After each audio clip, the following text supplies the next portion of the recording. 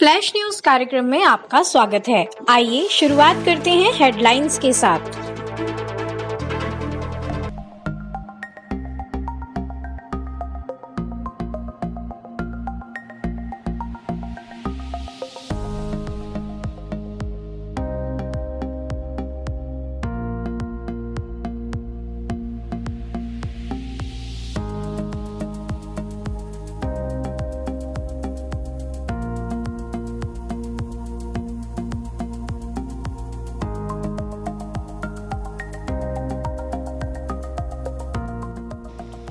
चलिए अब देखते हैं करंट अफेयर्स विस्तार से। उससे पहले फटाफट वीडियो को शेयर कर दीजिए, जितना हो सके शेयर कर दीजिए। आप लोग शेयर नहीं करते हैं, ये गलत बात है। फटाफट शेयर कीजिए और चैनल को सब्सक्राइब कीजिए। शुरुआत करेंगे विवेकानंद योग विश्वविद्यालय से। स्वामी विवेकानंद योग यूनिवर्सिटी है, वो क्यों चर्चा में है? देखिए, इन्होंने पीजी कोर्स शुरू किया है और ये इंपॉर्टेंट इसलिए है। पीजी कोर्स किसमें? योगा में पीजी कोर्स शुरू करने वाला ये पहला विश्वविद्यालय है भारत का पहला विश्वविद्यालय जिसने योगा में पीजी कोर्स यानी मास्टर कोर्स की शुरुआत करी है, वो है विवेकानंद योग विश्वविद्यालय। ये आपको याद रखना है। इसके अलावा एक नाम पहले भी चर्चा में रहा और अभी भी, विजाग गैस लीक। ये घटना आपको याद है और ये घटना अभी फिर से चर्चा में है बिकॉज एनजीटी ने इस पर जुर्माना लगाया था 50 करोड़ का। ठीक है, यहां से विजाग गैस लीक जो मामला था, एलजी पॉलीमर जो कंपनी थी उसके ऊपर जुर्माना लगाया बिकॉज कुछ समय पहले वहां पे स्टायरीन गैस का रिसाव हुआ था, जिससे काफी जान माल का नुकसान हुआ था और साथ ही पर्यावरण को हानि पहुंची थी। और आप जानते हैं कि जो एनजीटी है वो पर्यावरण हितों के लिए काम करता है। नेशनल ग्रीन ट्रिब्यूनल, राष्ट्रीय हरित प्राधिकरण है, इसने जुर्माना लगाया एलजी पॉलीमर पर 50 करोड़ का, लेकिन सुप्रीम कोर्ट ने इस पर स्टे लगा दी। सुप्रीम कोर्ट ने इस पे स्टे लगा दी, इसलिए ये चर्चा में है। तो यहाँ पे देखिए, एग्जाम पॉइंट ऑफ व्यू से 2-3 आपको इंपॉर्टेंट पॉइंट बताता हूँ, याद रखिएगा। 100% परीक्षा में पूछे जाएंगे। विजाग गैस लीक मामला है, ये जुड़ा हुआ है आपके एलजी पॉलीमर कंपनी से। एलजी पॉलीमर कंपनी है, ये यहाँ पे प्लास्टिक से बनी जो भी सामग्री है उसका निर्माण करती है। इसके लिए इसको ज़रूरत होती है स्टायरीन गैस की। तो यहाँ से जो गैस रिसाव हुआ था जिस गैस का, वो थी स्टायरीन गैस। तो आप याद रखेंगे, एलजी पॉलीमर से स्टायरीन गैस का रिसाव हुआ विजाग में। ठीक है, विजाग गैस लीक मामला इसको कहा जाता है। और एनजीटी ने इस पे कहा कि हम पर्यावरण को रिस्टोर करने के लिए और आसपास की गतिविधियों को पुनः रिस्टोर करने के लिए हमें 50 करोड़ रुपए इस पे जुर्माना लगाना होगा। तो एनजीटी ने इस पे 50 करोड़ रुपए का जुर्माना लगाया, लेकिन सुप्रीम कोर्ट ने इसको खारिज कर दिया। अभी इस पर स्टे लगा दी, तो ये भी आपको याद रखना। नेक्स्ट आगे बात करेंगे, एक स्पेशल रोबोट है कैप्टन अर्जुन। कैप्टन अर्जुन ये रोबोट है, ये आरपीएफ द्वारा लॉन्च किया गया।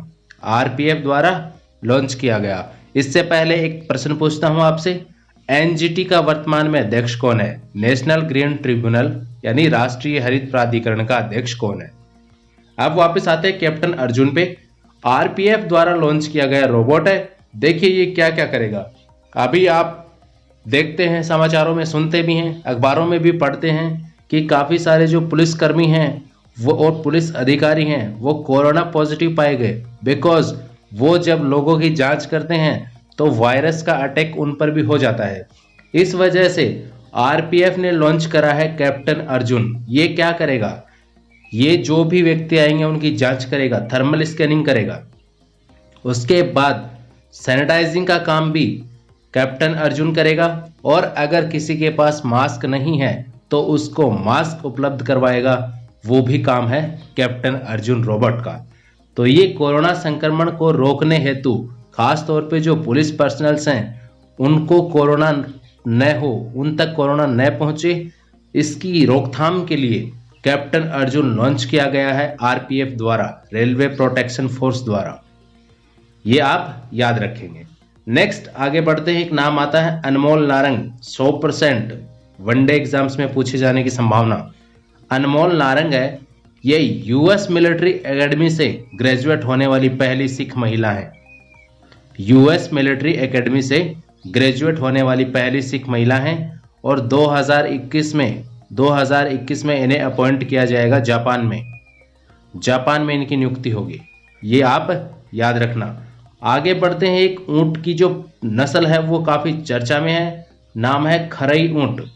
खरई ऊंट जो प्रजाति, पहली बात ऊंट है ये तद्भव शब्द है, तद्भव। तत्सम शब्द है इसका उष्ट्र, याद रखना।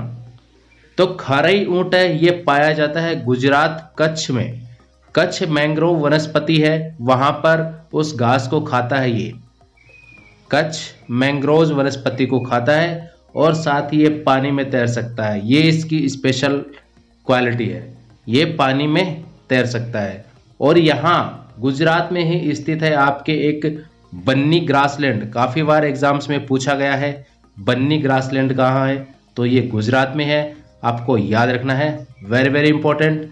कुछ दिन पहले एक और मैंने आपको बताया था गिर राष्ट्रीय उद्यान, ये भी आपके गुजरात में है। और अभी गिर राष्ट्रीय उद्यान चर्चा में इसलिए था बिकॉज वहाँ पर जो एशियाटिक लायंस हैं उनकी जनसंख्या में 29% का इजाफा हुआ है, इसलिए वो चर्चा में रहा है। सो ये काफ़ी सारी चीज़ें हैं गुजरात से रिलेटेड, आपको याद रखनी है। कच्छ मैंग्रोव वनस्पति है, गुजरात में है। इसके साथ ही खरई ऊंट है, वो भी गुजरात में पाया जाता है, जो पानी में तैर सकता है। बन्नी ग्रासलैंड है, ये भी आपके गुजरात में है। साथ ही गिर राष्ट्रीय उद्यान है, ये एशियाई शेरों के लिए फेमस है, ये भी गुजरात में है। और यहाँ पर अभी 29% वर्दी देखने को मिली एशियाटिक लायंस की। तो ये आज का सेशन था। इस अंक में इतना ही। चलते चलते आपके लिए एक अभ्यास प्रश्न, भारत में परमाणु ऊर्जा का जनक किसे कहा जाता है? फिर से सुन लीजिए, भारत में परमाणु ऊर्जा का जनक किसे कहा जाता है? डॉक्टर होमी जहांगीर भाभा, जेसी बसु, सीवी रमन या इनमें से कोई नहीं? इसका जवाब आप कमेंट बॉक्स में दीजिए। सही जवाब भी आपको इसका कमेंट बॉक्स में मिल जाएगा।